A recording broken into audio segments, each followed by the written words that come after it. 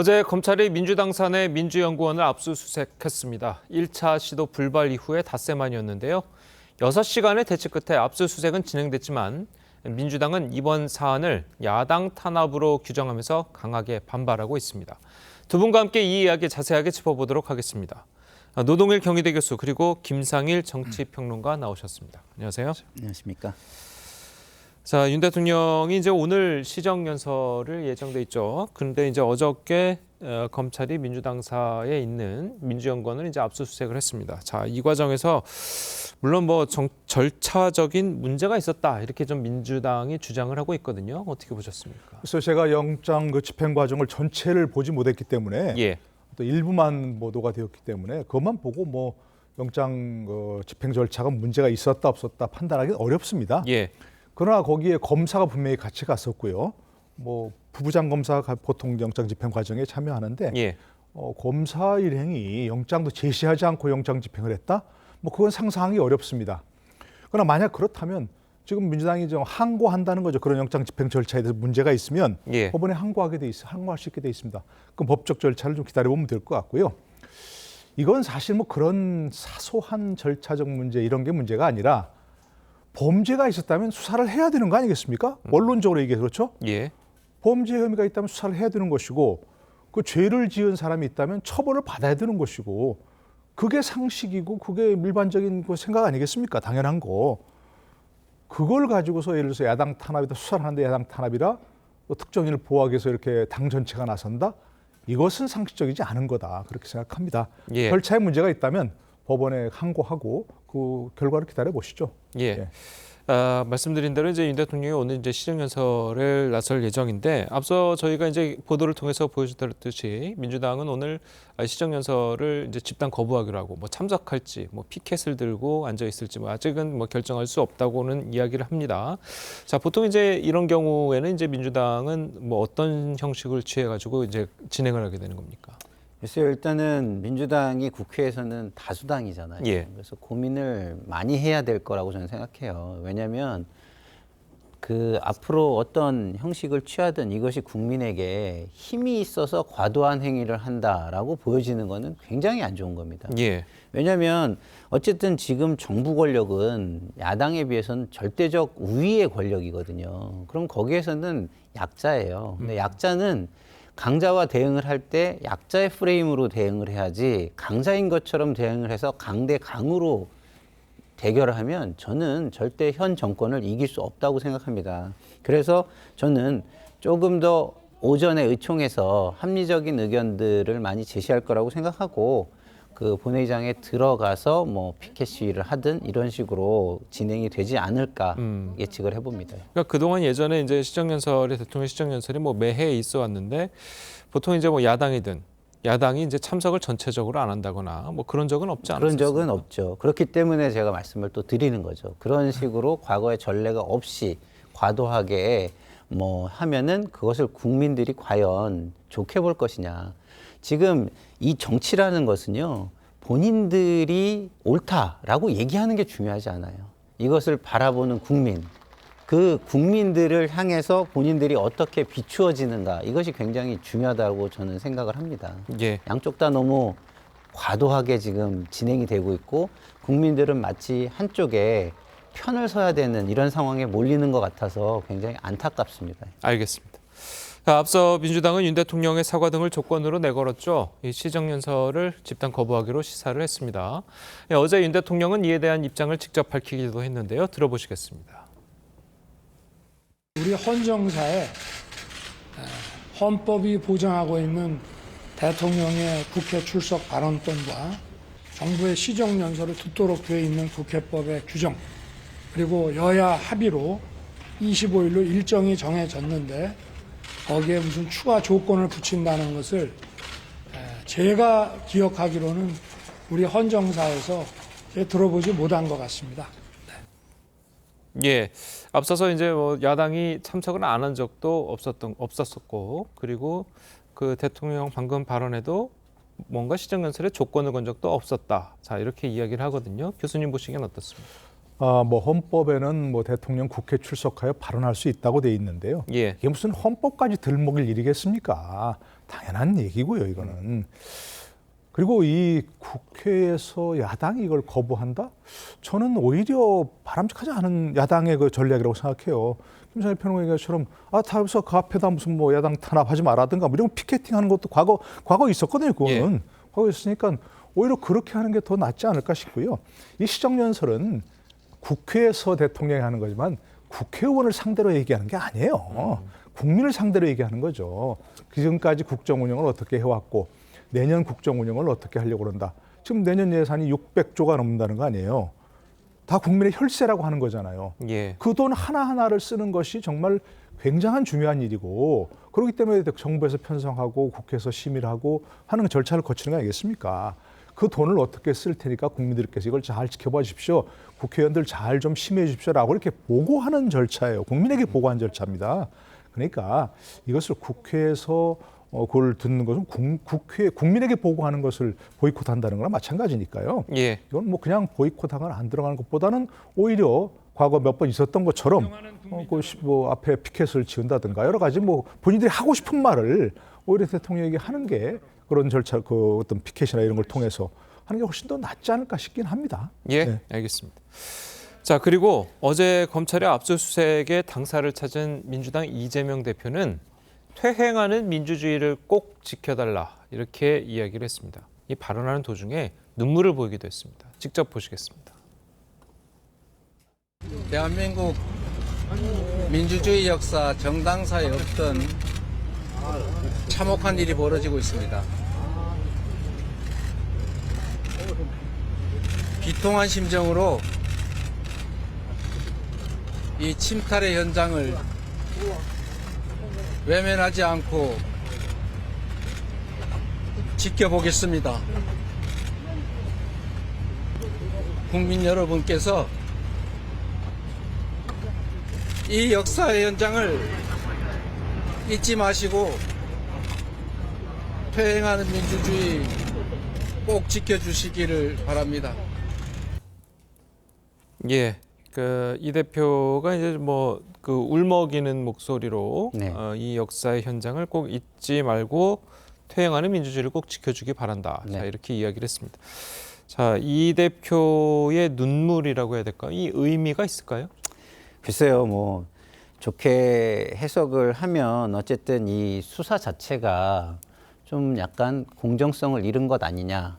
그리고 좀 중립성이랑 이런 것을 지키지 못하고 너무 편파적이고 형평성을 유지하지 못하는 거 아니냐. 이런 예. 답답함 그리고 본인이 당대표일 때 전례 없는 그 야당 당사의 압수수색이 이루어진 것을 침통하게 생각하는 거 아니냐 이렇게 생각을 하는데요. 예. 뭐 그래도 좀 의연하게 하는 게 더 국민에게 보기 좋지 않았을까 이런 생각은 합니다. 너무 이렇게 눈물을 자주 보이면 그걸 또 국민들이 이렇게 좋아하지는 않거든요. 제가 예. 볼 때는. 그러나 어쨌든 어제만큼은 제가 볼 때는 어쨌든 수사가 너무 몰아치고 있고 그리고 이미지를 좀 더 씌우고 그 이미지를 파괴함으로써 어떤 결론으로 국민들을 도달시키려고 하는 이런 것들이 과하다라고 느끼는 부분이 좀 있었던 거 아닌가 이렇게 생각이 듭니다. 예. 사실 뭐 정치인들이 이제 눈물을 보이는 거는 이제 우리 정치사에 이제 몇 번 있었잖아요. 그동안 이제 그 눈물 와중에서는 그 국민들에게 이제 먹히는 눈물이 있었고 그 국민들한테 이제 통하는 눈물이 있었고 국민들이 받아들이지 못하는 저게 왜 눈물을 흘리고 있나라고 이제 생각하는 그런 눈물도 있었잖아요. 네. 자, 보시기에 교수님 보시기에 지금 이 대표의 눈물은 어떻게 좀 해석이 되십니까? 글쎄요, 이렇게 지금 말씀하신 대로 하면 뭐 국민들에게 먹히는 눈물인가 먹히지 않는 눈물인가 뭐 그렇게 평론할 수는 없는 입장이고요. 예. 뭐 본인 나름대로 뭐 비통한 생각이 들 수 있겠죠. 야당 당사라고 생각하는 그런 민주당 당사를 압수하겠다고 얘기하니까. 그러나 분명한 것은 그 민주당 당사가 아니고 민주당 당사 내에 있는 민주연구원 별도의 법인인데 새 들어 있는 거예요, 사실은. 그 민주연구원의 부원장실 그 중에서도 특정한 컴퓨터에 가서 뭐 어떤 특정한 증거를 얻기 위한 것이니까 그렇게 얘기하는 것은 좀 과도한 거 아닐까? 뭐 그런 생각이 듭니다만은 어차피 지금 정치가 뭐 이 대표를 비롯해서 민주당도 그렇고 국민의힘도 그렇고 정부 여당도 모두가 자신들의 지지자만 바라보고 지금 하고 있는 상황이거든요. 예. 전체 국민에게 어떻게 보일까? 정말 그 지지하지 않는 이른바 중도층이라고 하는 뭐 그런 사람들은 어떻게 생각할까 하는 것이 아니고 자신들의 지지자만을 바라보고 하는 거니까 자신들의 지지자에게는 뭔가 호소력이 있는 뭐 그런 부분은 아닐까 싶습니다. 예.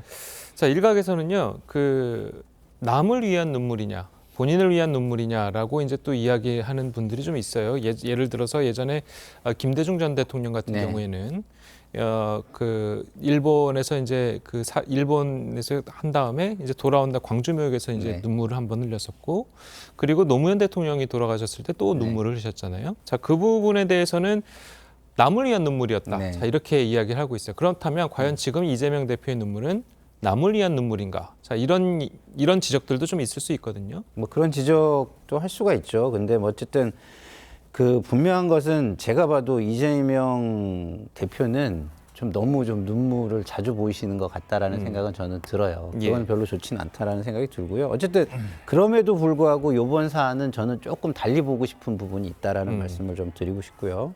그리고 지금 검찰의 수사 어떤 행태는 저는 별로 바람직하다고 생각하진 않아요. 왜냐하면 국민들이 보기에 좀 이게 과연 형평성이 있는 수사 행태인가, 이게 굉장히 좀 의구심이 들거든요. 저는 뭐 이재명 대표에 대한 수사 뭐 할 것은 뭐 이렇게 철저하게 해야 된다고 생각합니다. 그렇지만 지금 보면은 굉장히 뭔가 이렇게 그 결론을 정해놓고 그 결론으로 국민들을 먼저 끌고 가기 위해서 어떤 피의사실 공표라든가 아니면 그 외곽을 좀 때린다든가 이런 식으로 해서 좀 본질에서 좀 벗어난 이미지를 먼저 공격해서 저 사람들은 그걸 할 만한 사람들이야. 저 사람들은 당연히 그런 일을 했을 거야. 이런 이미지를 먼저 씌우는 작업들이 있는 거 아닌가. 좀 이런 부분이 저는 굉장히 좀 아쉽거든요. 예.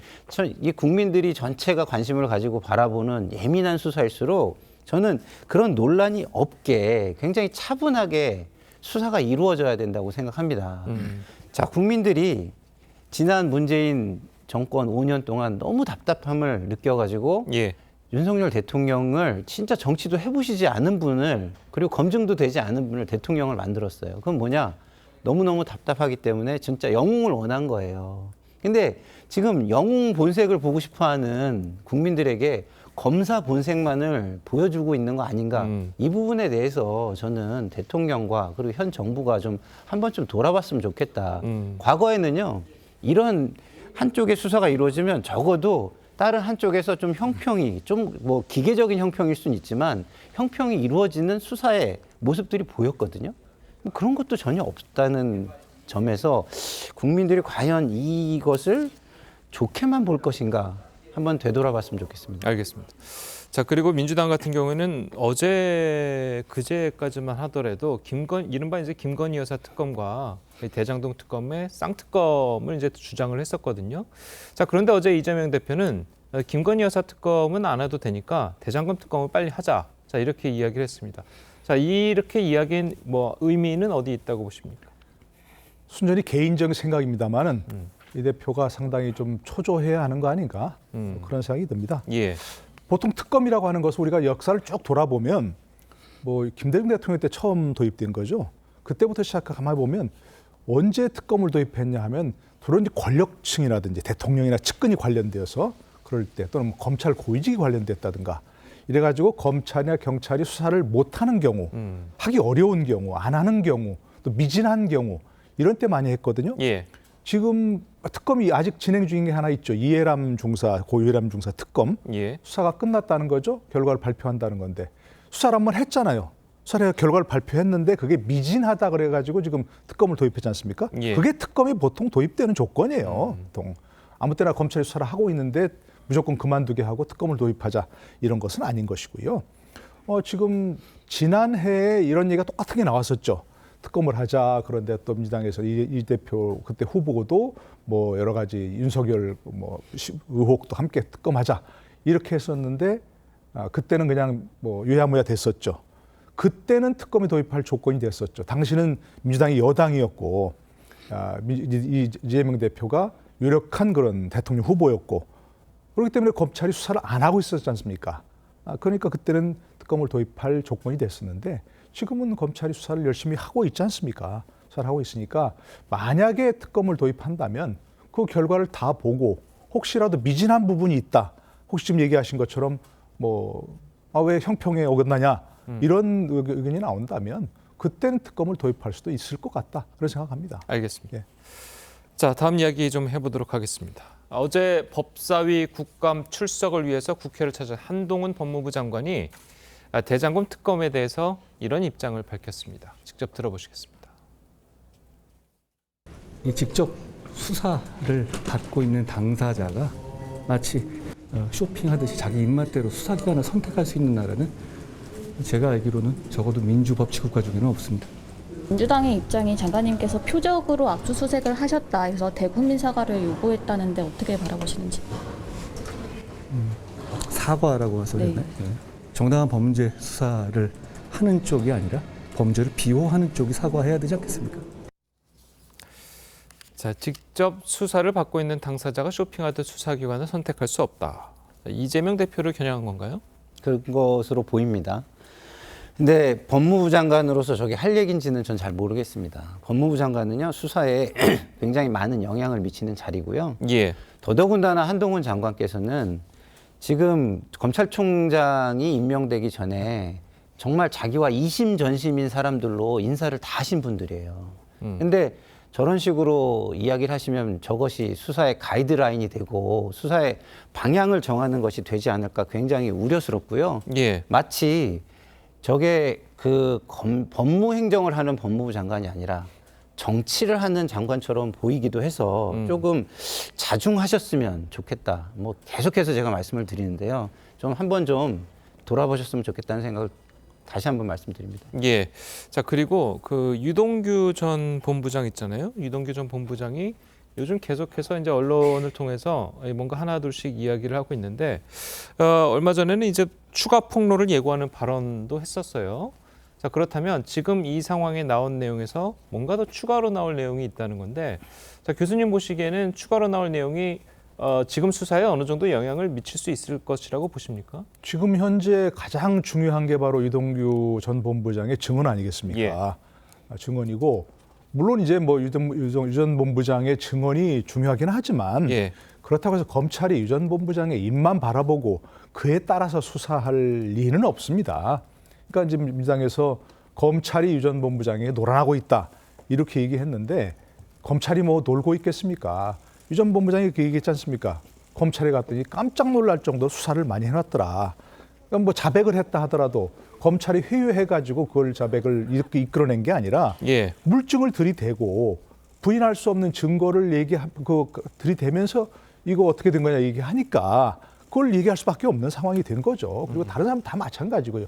관계자가 지금 한두 명이 아니지 않습니까? 그런 사람들의 증언이나 물증이나 모든 것이 들어맞는 상황이기 때문에 어쩔 수 없는 그런 상황이 됐다는 생각하고요. 예. 글쎄 마지막 본인이 얘기한 것처럼 지금 작은 돌 던졌는데 이렇게 한다. 큰 돌 던지면 어떻게 하려고 그러냐. 큰 돌? 이건 저 개인적인 추측입니다만은 결국 이재명 성남시장이 과거에 대장동 사건의 최종 책임자다. 이런 정도 얘기 아니겠습니까? 그런 정도는 어떻게 그것이 예를 들어서 증거로서 입증이 될지는 모르겠습니다만 유동규 본부장이 할 최후의 진술, 최후의 어떤 큰 돌 이런 건 그거 아닐까 싶습니다. 예, 네. 알겠습니다. 자, 마지막으로 이 이야기도 나눠보도록 하겠습니다. 자, 어제 법사위 국감에서 민주당 김의겸 의원이 한동훈 법무부 장관의 심야 술자리 참석 의혹을 제기하면서 설전이 벌어졌습니다. 직접 보고 있습니다. 제가 제보를 받았습니다. 7월 19일 밤인데요. 그날 술자리를 가신 기억이 있으십니까? 책임 있는 말씀을 해주시죠. 매번 그렇게 허황된 말씀을 하시는데요. 어떤 근거로 말씀하시는지 질문 다 해보시죠. 청담동에 있는 고급스러운 바였고요. 그 자리에는 그랜드 피아노가 있었고 기억나십니까? 의원님은 계속 저한테 허황된 거짓말만 네, 해놓으신 알겠습니다. 다음에 끝난 그러면 다음에 사과도 안 하시잖아요. 자, 그 자리에 제보 내용에 따르면 그리고 윤석열 대통령도 이 자리에 이 청담동의 바에 합류를 했습니다. 기억나십니까? 다 말씀해 주시죠. 그럼 좋습니다. 이분은 기억나십니까? 저는 처음 보는 분인데요. 녹음을 한번 들어봐 주시기 바랍니다. 송감도 어제 다 빌렸어. 근데 한동훈 윤석열까지 다 온 거야. 동백 아가씨 자기가 부르겠대. 연주해달래. 해줬어. 동백 아가씨 윤석열이 있고. 저는 뭐 했나요? 왜 안 나오죠? 뒤에? 저기서 제가 노래를 부르고 동백 아가씨를 했다고요? 자신 있는 말씀이신가요? 이렇게 공개적으로 대한민국 법무부 장관을 모욕할 정도로 자신 있는 말씀이세요? 더 탐사란 저를 지금 스토킹하는 쪽하고 같이 야합해서 말씀하신 거잖아요. 그렇죠? 혹시 그 스토킹의 배우가 김의겸 의원이십니까? 저는 법무부 장관직 포함해가지고 제가 뭘 앞으로 어떤 주의 종직이라든가 뭘 다 걸겠습니다. 의원님 뭘 거시겠습니까? 거시는 거 좋아하시잖아요. 자, 국정감사 자리에서 저런 찌라시 수준도 안 되는 거 가지고 국무위원을 모욕해놓고 국정감사라는 게 그게 말이 되는 소리입니까? 자, 들으셨는데요. 직을 걸겠다는 말까지 나왔습니다. 대통령실도 완전히 꾸며낸 소설이다. 자, 이렇게 이야기를 했고요. 자, 이 김의겸 의원의 주장 어떻게 보셨습니까? 저는 일단은 김의겸 의원이 참 현명하지 못하다는 생각이 들어요. 예. 왜냐하면 본인이 가지고 있는 그동안에 국민에게 준 어떤 이미지라는 게 있잖아요. 그럼 저런 질문은 제가 볼 때는 동료 의원 중에 그런 이미지가 없는 의원한테 맡겼을 것 같아요. 본인이 굳이 저걸 왜 해서 저런 상황을 만드는지 저는 잘 모르겠고요. 그러나 한동훈 장관의 자세도 굉장히 저는 오만하다고 생각합니다. 왜냐하면 어쨌든 녹취가 있잖아요. 그리고 권익위에 저것이 어쨌든 공익 제보가 돼 있는 사안이잖아요. 그러면 확인을 할 수 있는 거 아닙니까? 그럼 본인이 아니면 아니다라고 얘기를 하면은 되는 거예요. 그리고 이런 얘기는 뭐 지금 확정된 것도 아닌데 여기서 하시는 건 좀 너무한 거 아니냐. 이 정도 하면 보는 사람 입장에서 그렇지. 굉장히 좀 억울할 수 있겠다. 이렇게 보여지는데 지금 저렇게까지 나오는 거는 정말 내가 권력을 가지고 있다. 그리고 내가 수사권이나 이런 모든 공권력을 가지고 있다. 이런 자신감이 없고는 하기 어려운 행동이 아닌가 이런 생각이 들고요. 김의겸 의원이 이미지가 아무리 안 좋다 하더라도 어쨌든 국민의 대표입니다. 저 자리는 국정감사장이고요. 그러면 어쩐 사적 감정이 드러나는 듯한 그런 모습을 국무위원이 보이는 것은 저는 별로 바람직하지 않은 것 같습니다. 예, 방금 그 지적을 해주셨지만 사실 김의겸 의원과 한동훈 장관은 조금 악연이 있잖아요. 예전에 이재정 의원과 악수를 연출했다는 주장. 자, 그리고 이 대표에 대한 수사를 위해서 이 한동훈 장관이 미국에 출장을 갔다. 자, 이런 주장도 했었고요. 네. 자, 그런 것들이 좀 쌓여서 한동훈 장관이 지금 이렇게 반응을 했던 것 아닌가라는 이야기도 나오고 있거든요. 뭐 그렇겠죠. 뭐 악수 얘기도 사실은 거짓말이었는데 그건 사실 근데 동영상이 다 돌아다니고 있었고 예. 확인할 수 있는 거 아니겠습니까? 김의겸 의원에게 아쉽고 안타까운 점은 뭐냐면 이분은 의원 되시기 전에 기자를 했지 않습니까? 그것도 한두 해 한 것도 아니고. 아시지만 기자는 제일 귀에 못이 박히도록 듣는 얘기가 뭡니까? 사실 확인. 저런 제보가 들어오면 만약에 이런 기사를 쓰겠다 하면 뭐라고 합니까? 데스크에서 확인했냐? 더블 체크하라. 여러 번 얘기하지 않습니까? 예. 7월 달이라면서요. 7월 19일. 날짜도 특정하지 않더라고요. 어느 날인지 이렇게. 그러면 팩트 체크를 하고 이런 민감한 사안은 더블 체크를 하고 그래 폭로를 해야 되는 거 아닌가 싶은 생각이 들고요. 예. 어제도 분명히 얘기했지만 한동훈 장관 본인이 술 안 마신다는 거 김의겸 장관 압니까 물어봤더니 김의겸도 안다고 그러잖아요. 그거 이미 다 보도가 됐잖아요. 예. 보도됐고 널리 알려진 사안이고 한 장관은 술도 안 먹고 그런 술자리도 안 간다고 하는 거. 그러면 의심해봐야 되는 거 아니겠습니까? 의구심? 이거 사실일까? 분명히 그런 얘기를 해봐야 될 것이고 윤석열 대통령도 참석했다고요. 윤석열 대통령이 뭐 한 사람 데리고 혼자 뭐 미행하듯이 갈 수 있겠습니까? 대통령이 움직이면 경호 차량에다가 경호원 수십 명 쫙 깔릴 텐데 7월 달이면 벌써 소문이 나도 많이 났겠죠. 그러면 저런 사실이 제보됐을 때 이건 사실일까라는 걸 더블 체크하고 배경 적용을 하고서 얘기를 했어야 되는 것이지 물론 뭐 아까 얘기한 대로 의혹이니까 의혹 제기할 수 있다 했는데 면책특권 국정감사장이라고 해서 법적인 책임은 물을 수 없지만 그렇다고 해서 저렇게 하고 그래요? 아니면 말죠.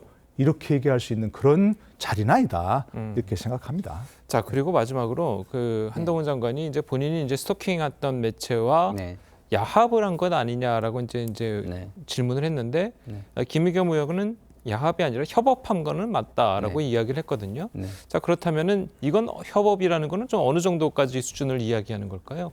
글쎄요, 뭐 저는 그걸 제가 뭐 예단할 수는 없지만 기본적으로 본인이 아까 제가 말씀드린 것처럼 한 매체와 협업을 해서 나온 정보라면 그걸 본인이 질의하는 건 저는 부적절하다고 생각을 해요. 그러면 예를 들어서 제가 동료 의원이에요. 그러면 김의겸 의원이 저한테 이거 굉장히 좋은 그 우리가 소위 말하는 아이템이니까 질의를 하면 어떻겠느냐 하면 제 입장에서 이것을 고민을 해볼 거예요. 이게 정말 해볼 가치가 있는 건가?